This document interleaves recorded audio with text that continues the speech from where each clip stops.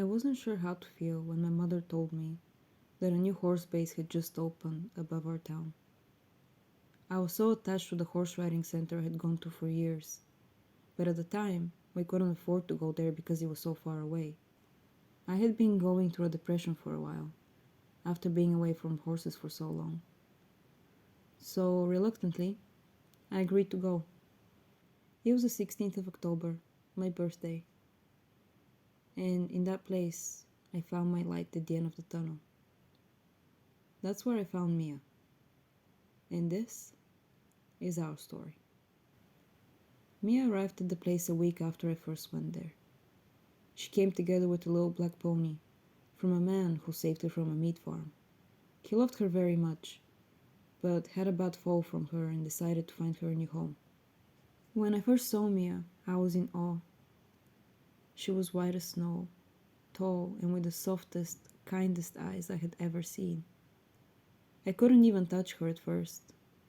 She was so scared, so anxious. But I saw myself in her, and I think in a way she saw herself in me. Lika, the woman managing the place and caring for the horses, helped both of us a lot. She was so kind and gentle with Mia. What I loved most about Lika is how she saw all the horses as truly intelligent and emotional beings, how she spoke to them, and how she treated them. Lika was the heart and soul of that place, and without her, it would have never been the same. Mia learned to trust me with time, and I learned to trust her. Sometimes she would flinch if I moved too fast, so I learned to be quieter, more careful. She herself was so gentle, despite her size. She moved as soft as a feather. Realizing she was beginning to trust me was the greatest gift she could have given me. A few weeks later, Lika told me that Mia was pregnant, and from that day on, nothing else mattered more than Mia and her baby. I loved that baby before she was born, and I still love her now, even if we never met. I remember the day Mia gave birth vividly. I was the happiest I had been in a long time, and I would dream of the baby almost every night the week before the birth. Then one night, my mother walked into my room. The words that came fell upon me like a hailstorm, and for the first time, life mockingly asked me how I could even presume that happiness was a thing within my reach. That night, I turned against the world with anger, and that anger still hasn't gone away. The baby was dead, and it was a miracle Mia survived. I saw Mia the next day by herself, standing by the hay bales, eyes half closed and her head down. Her tail was still wrapped, and blood was on her legs. I remember Lika telling me, "She's in a lot of pain, but she's trusting us. She knows we're trying to help her." It was true. Mia began trusting us a lot more after that. It was going through the grief of losing the baby that strengthened the bond I had with Mia. Even through that pain and misery, what we shared is what made that place so special to me. Then one day, I learned that that slice of paradise I had found was being ripped away from me. My family was moving to the UK, and I had to go with them. But that didn't stop me from enjoying every last moment in the few months I had with Mia. When I was there, in that place with her, there was no anger, no pain. I told myself to enjoy. Just enjoy, enjoy, enjoy every last moment. I remember the last time I saw Mia before we left.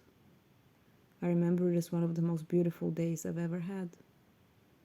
I remember Mia trusted me so deeply by that time.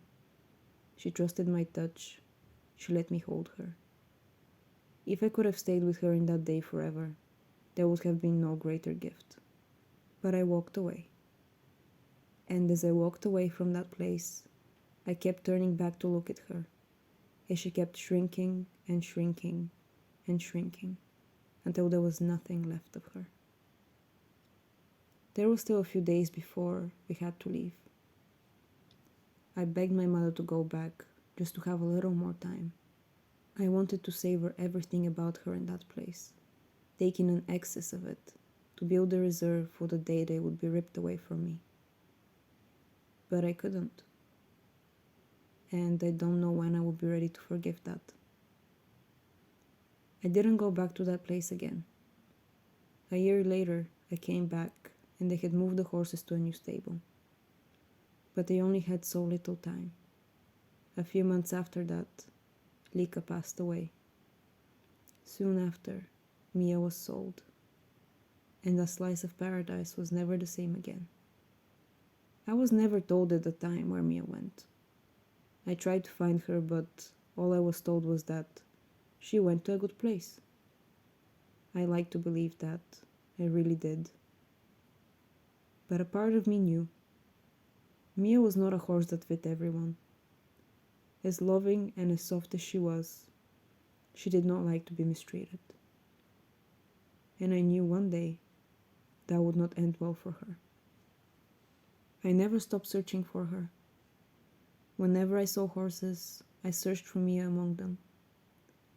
I still haven't stopped, and I never will.